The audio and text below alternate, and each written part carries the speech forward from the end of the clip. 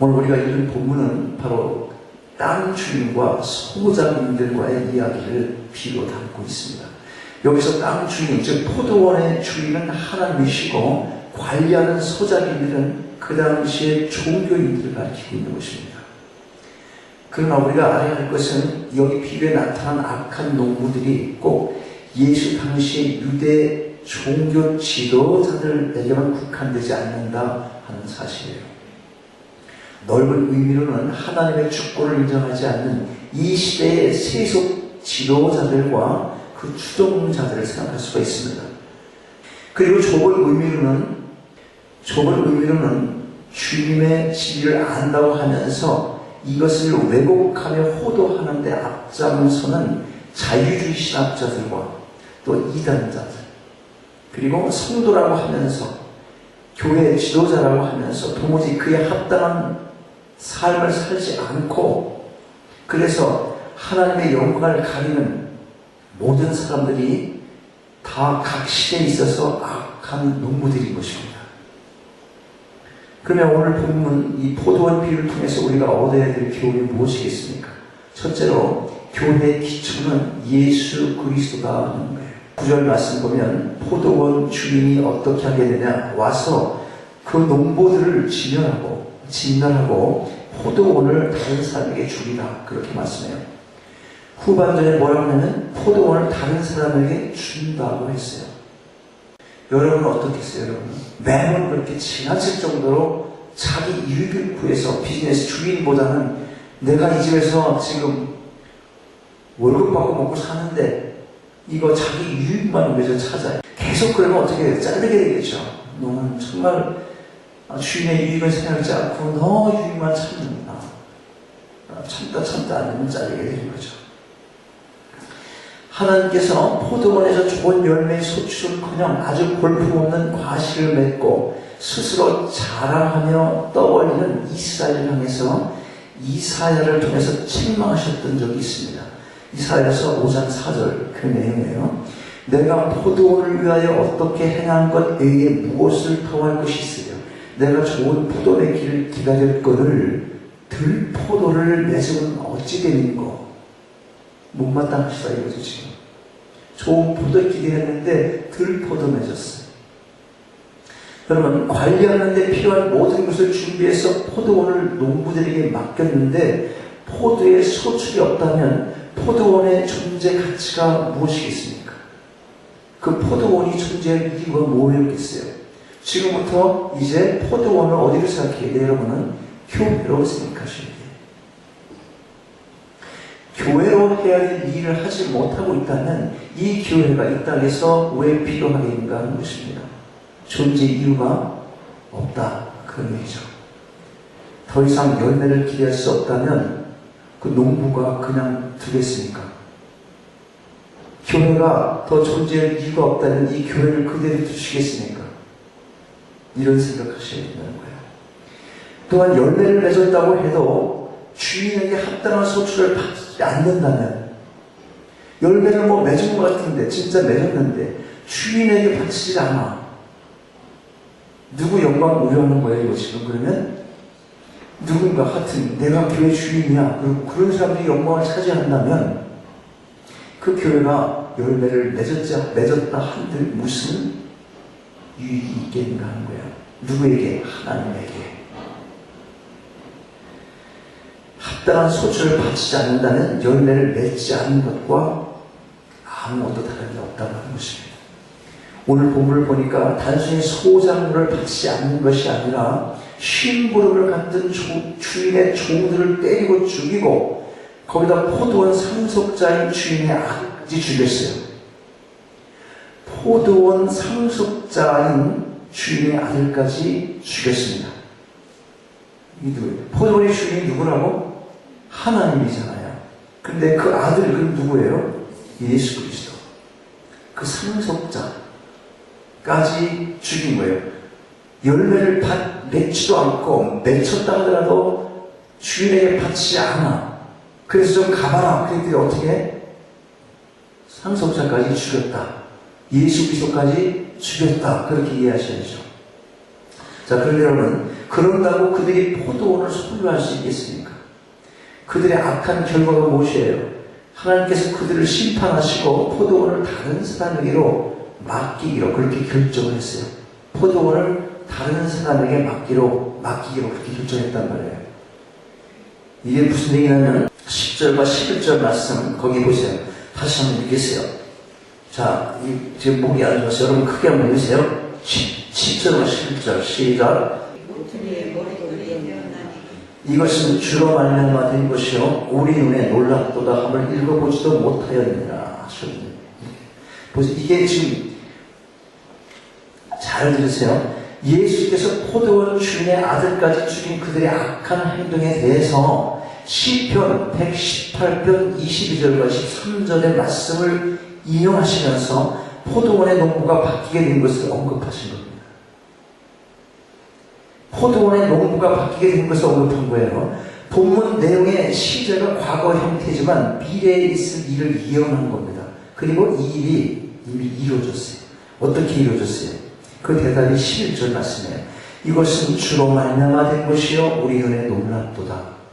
조금 생각을 좀 하셔야 돼요, 여러분들. 지금 시편 말씀 가지고 지금 여기다 지금 인용을 했는데 이것이 이미 이루어졌어요. 그때 말했지만 미래 형태로 말을 했고 그것은 지금 다 이루어졌다. 자, 보세요. 그들이 버린 돌이 누굽니까? 바로 십자가에 달리신 예수 그리스도를 가리키는 것입니다. 유대인 지도자들이 그리스도를 버렸지만 하나님은 그를 모퉁이 돌로 사용하셨다는 겁니다. 자, 이제 이해가 가시나요? 유대 종교인들한테 계속 얘기한 거죠. 너희들 열매도 맺지 못하고 또 맺었다 한들 니네들 영광을 위해서 그런데 그 예수 그리스도를 보내서 가보라고. 그랬더니 유대인들이 어떻게 했어? 예수 그리스도를 죽였다는 거예요. 그러니까 교회를 누구한테 맡겼어요, 지금? 유대인 이스라엘 지금 백성에게 맡겼어요? 지금 저 땅 이스라엘 저 유대인들에게 맡겼냐고. 누구에게 맡겼어? 좀 어려워요? 예수를 믿는 이방 나라, 유대인이 아닌 모든 이스라엘 백성이 아닌 모든 나라의 민족 다 가리지 않고 예수 믿는 자들에게 뭘 맡겼다는 거예요? 포도원을 맡겼다. 그 포도원이 아까 뭐라고 했어요? 교회를 맡겼다. 그런 거예요. 유대인들이 폼 잡고 우리가 어쩌고 이러지만 예수 믿지 않으니까 지금 다 뺏긴 거예요. 지금 예수를 죽였기 때문에 그들이. 그래서 지금 교회는 이방인들이 지금 이 교회를 운영하고 있잖아. 실제적으로 보니까 예수 믿는 사람들이. 좀 이해가 되나요? 보세요. 실제로 AD 70년의 국가 형태로서의 이스라엘은 무너졌어요. 그리고 복음은 혈통적 유대인이 아니라 영적 유대인에게로 넘어가서 오늘날에 이르고 있는 거예요. 그러니까 지금 영적인 이스라엘이 누구라는 거예요? 우리라는 거예요. 우리. 그들이 버린 돌, 그들이 죽인 메시아, 곧 그리스도를 하나님께서 모퉁이 돌로 들어 쓰신 것입니다. 모퉁이 돌이 무엇이에요? 건물을 짓을 때 가장 먼저 놓는 돌이 모퉁이 돌입니다. 이 모퉁이 돌이 바로 그 건물의 기준이 되는 기초석이 되는 거죠. 교회는 하나님의 위대하고 신령한 구조물이잖아요. 그래서 반석이라고 말도 하고 교회의 머리라고도 말도 하고 이렇게 말하지만 건물로 비유할 때는 기초석이라는 거예요. 그분이 누구? 예수 그리스도다. 그런 말이에요. 교회는 목사 것도 아니고 장로 것도 아니고 피 터지게 싸워가지고 무슨 은행에서 반반 놀아가잖아. 그렇게 하는 그런 일이 있어서는 안 되는 게 교회란 말이죠. 싸우고 설교하는 목사 끌어내리고 멱살 잡고 이런 일들이 일어나는 것. 이게 뭐냐면 잘못된 교회에 관한 하고 있기 때문에 그런 것입니다. 예수 그리스도가 교회의 머리 되심을 인정하지 않기 때문에 그런 거예요. 성도가 많은 게 무슨 상관이 있어요? 열매가 많았다 한들 뭐라고 했어요? 아까 내게 바치지 않으니 그게 무슨 교회냐? 그렇게 말씀하시는 거지. 새 언약 안에서 바로 예수 그리스도가 교회의 기초석이 된 것입니다. 이 기초석, 그것이 산돌이다. 그렇게 말하는 거잖아요. 산돌, 그럼 무슨 생각나? 리빙스톤, 우리 교회가 산돌이잖아요. 리빙스톤도 살아있는 돌, 산돌이라고 이름을 지은 이유가 바로 여기 있는 거예요. 리빙스톤 교회. 교회가 내가 주인 아니에요. 누가 장로가 된다고 장로가 주인이 아니에요. 예수 그리스도가 주인이신 거예요. 분열이 있으면 안 되고 예수 그리스도의 머리에서 지시하는 대로 우리가 붙어 있어서 정말 바디시라고 말했잖아요.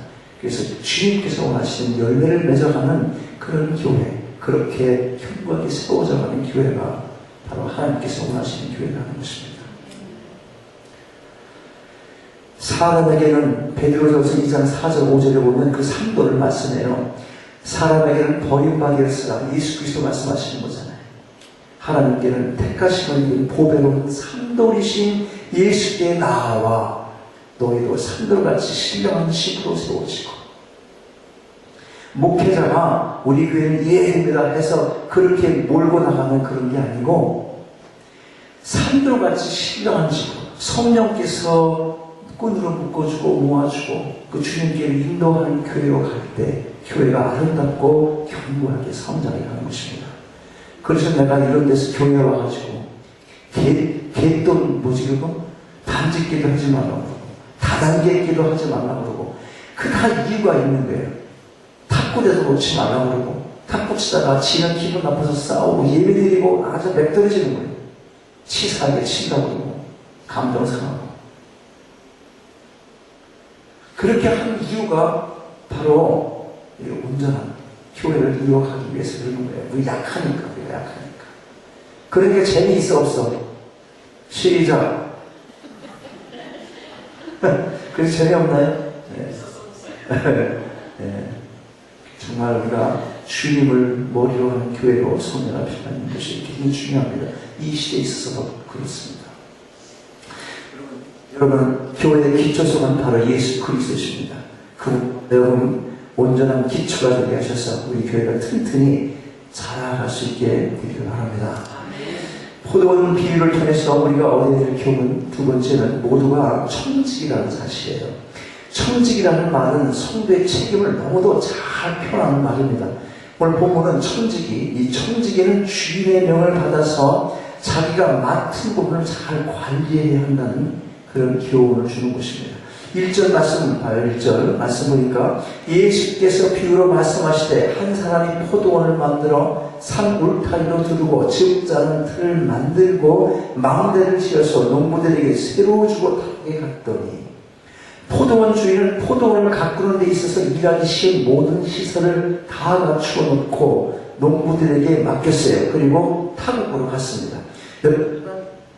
여러분, 하나님께서는 자신의 구원 사역을 행하시는 데 있어서 어려워서 도저히 이들이 할 수 없다, 우리가 할 수 없다, 그렇게 다 아시면서 그렇게까지 환경을 만들어 놓고 우리에게 맡기는 게 아니에요. 여러분, 가게를 하고 미용실을 하면서 재료를 내가 어디 관광 어디쯤 갔다 보니까 이거 좀 맡아서 해요 누구 했는데 이 뭐 드라이도 가져가고 샴푸도 가져가고 다 가져가고 나서 이거 좀 지켜 이렇게 할 사람이 있어요? 없잖아요. 모든 것을 완벽하게 다 갖추어 놓고 이걸 좀 운영해줘라, 잠깐 동안 한 열흘 동안 봐줘, 이렇게 한단 말이죠. 교회도 마찬가지다 이 말이에요. 다 우리가 그렇게 열매를 맺을 수 있도록 하나님께서 다 준비해 놓으셨다는 거예요. 그래서 우리가 봐요, 이 창세기에 나오는 창조기사를 보면 하나님께서는 세상의 모든 만물을 질서 안에서 먼저 아름답게 만들어 놓으시고 맨 마지막으로 사람을 주셨어요. 그리고 그것을 다스리도록 고난을 위임하셨어요. 이것을 우리가 흔히 문화명령이다 그렇게 부릅니다. 지금도 마찬가지예요. 믿는 성도들에게 이 세상을 관리하도록 책임을 맡기셨습니다. 죄악으로 가득 차 있는 이 세상을 대책 없이 맡기신 것이 아니라는 겁니다. 관리할 수 있도록 우리에게 성령을 보내주셔서 우리 안에 내주하게 하시고 능력을 주시며 각 사람에게 할 일을 맡겨주신 것입니다. 이런 의미에서 우리는 모든 준비된 청직이다, 그런 교훈을 우리가 받을 수 있어요. 그런데 이 청지기가 잊지 말아야 할 중요한 사실 하나가 있어요. 그게 뭐겠습니까? 청지기가 잊지 말아야 될 것, 그것은 주인이 아니라는 거예요. 주인이 아니라는 것, 이게 얼마나 중요한지 모릅니다.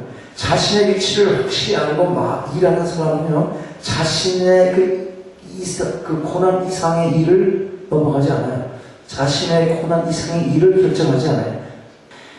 주인은, 여러분 이거 기억하십시오. 언제가 오십니다. 주께서 다시 오실 것을 사도행전 1장 11절에서 약속합니다. 갈릴리 사람들아 어찌하여 서서 하늘을 쳐다보느냐. 너희 가운데서 하늘로 올려지신 이 예수는 하늘로 가심을 본 그대로 오시리라 하였느니라. 예수님이 이따 다시 오신다는 겁니다. 주인이 지금 어디 계셨어요? 어디 가셨어? 하늘에 가셨잖아. 올라가셨잖아요. 왜요? 우리 거처할 곳 만들러 가셨다고요. 언제 오셔? 그분의 때에. 내일 오신다, 모레 오신다, 그건 우리가 알 수가 없어요. 여러분이 그때 오실 때 잘하면 되지. 보세요. 내가 지금 미리 이게 돈으로 생각하자 말이에요. 미리 내가 다 좀 쓰고 그때 가서 오실 때 좀 채워놓으면 되지. 이런 종업원이 여러분이 그런 종업원이 있다면 어떡할 것 같아? 네? 매성이 올랐는데 이거는 내가 좀 쓰고 일단 올 때쯤 내가 이거 채워놓으면 되지. 근데 주인이 갑자기 오는 거예요. 한 달쯤 걸린다고 했더니 열흘 안에 딱 왔어. 그럼 어떻게 될 것 같아? 예수께서 지금 그런 거거든요. 여러분 나태하게 살 수 있어요 지금? 애들 다 키우고 나서요. 뭐 건물 하나 더 짓고 나서 예수 믿죠. 그렇게 할 시간이 지금 없다 이런 얘기예요. 언제 오실지를 모르기 때문에. 얼마나 중요합니까? 모든 삶의 영역에서 이 청지기적 의식을 가지시고 각자의 맡은 일에 최선을 다하시는 여러분 모두 되시기 바랍니다. 자, 포도원 비유에서 얻을 교훈 셋째는 하나님께서 소출을 기대하신다는 거예요. 2절 말씀 보니까 때가 이름에 농부들에게 포도원 소출 얼마를 받으려고 한 종을 보내니 그렇게 말씀하세요. 이 당시 일반적인 소작의 형태는 수확의 반을 주인에게 지불을 해야 합니다. 여기서도 그렇게 이해를 할 수 있어요. 그래서 계약에 정해져 있어서 그 소작은요, 계약에 정해져 있을 거예요. 언제까지 얼마를 어떻게 내라. 이 소작을 지불 시기에 맞춰서 포도원 주인이 자기의 몫을 얻기 위해서 그 종을 보낸 거예요. 그 당시에도. 그런데 농부들이 반응이 어땠어요? 주인이 보낸 종들을 때리고 비린수로 보내는가 하면 어떤 종들은 죽이기까지 했어요. 3절부터 5절 말씀 다시 한번 같이 봐요. 여기 같이 읽으세요. 그게 시작. 저희가 종을 잡아 심히 때리고 거저 보내었거늘 다시 다른 종을 보내니 그의 머리에 상처를 내고 능욕하였거늘 또 다른 종을 보내니 저희가 그를 죽이고 또 그의 많은 종들도 혹은 때리고 혹은 죽이자. 왜 농부들이 주위에 보낸 종들에게 이런 악한 행동을 했습니까? 자신들의 청지기 신분, 그 신분을 잊은 까닭으로 소출에 대한 욕심이 발동해서 그런 거예요. 청지기 신분이 이게 주인 거다. 그걸 잊어버렸다는 거예요. 포도원의 모든 소출을 자기 것으로 착했다 이런 얘기예요. 여기 농부를 빌린 그 당시 사람들이 누구예요? 서두에 말씀드린 대로 하나님의 영광을 가르쳤던 종교 지도자들이었습니다. 신학의 새 언약을 메오신 예수께 도전하는 당시의 유대 지도자였던 거예요. 많은 종들을 때리고 죽인 까닭에 이들 많은 아들만을 공경한다 생각하고 포도원 주인이 사랑하는 자기 아들을 보냈는데 그런 악한 농부들이 어떻게 했어요? 죽였다 이 말이죠. 7절과 8절 말씀이 그거예요. 그 농부들이 서로 말하되 이는 상속자니 자 죽이자. 그러면 그 유산이 우리 것이리라 하고 이에 잡아 죽여 포도원 밖으로 내던졌느니라.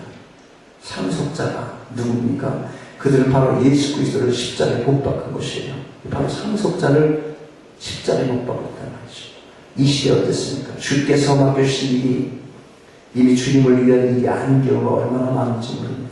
얼마나 많은 교회의 지도자들이 타락된 그런 모습을 보여가지고 이제 교회가 세상으로부터 끌려다니면서 교회는 이래야 된다고 일반 세상 사람들이 말하고 있는 시대가 됐습니다. 자, 그러니 자연의 성도가 타락하고 그 결과 교회가 세상 사람들로부터 지탄받는 거예요. 하나님 영광 가리고 있는 것이죠. 지금 예수 그리스도를 또다시 못 받고 있는 것, 그게 뭐가 다르겠습니까? 다시 한번 예수 그리스도 죽이는 것과 똑같은 것이죠. 그렇다면 하나님께서 우리에게 원하시는 소출이 뭐겠습니까? 하나님께서는 성도라는 포도나무를 심으셨어요. 그리고 그에 합당한 열매를 기대하고 계신 것입니다. 지도자건 평신도건 모두가 성도의 신분이라는 의미에서는 아무런 차별이나 구별이 없습니다. 우리 모두가 맺어야 할 소출은 곧 삶 속에서의 열매인 것입니다. 다시 말씀드리면 크리스천다운 삶을 살아야 한다는 거예요. 여러분, 여러분의 삶은 어떤 소출을 내고 있습니까? 하나님께서는 자신이 받으실 만한 소출을 기대하고 계십니다. 우리의 삶 속에서 맺는 열매를 통해서 영광 받으시기를 기대하고 계신 것입니다.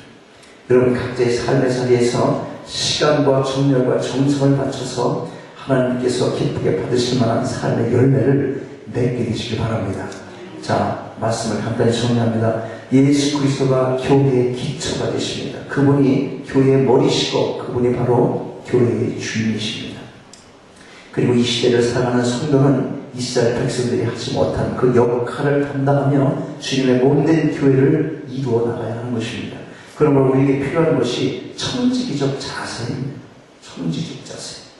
지도자나 평신도나 할 것 없이 똑같이 이 청지기적 자세가 필요합니다. 모두가 주님 것을 맡아서 돌보는 종에 불과하기 때문에 그런 것입니다.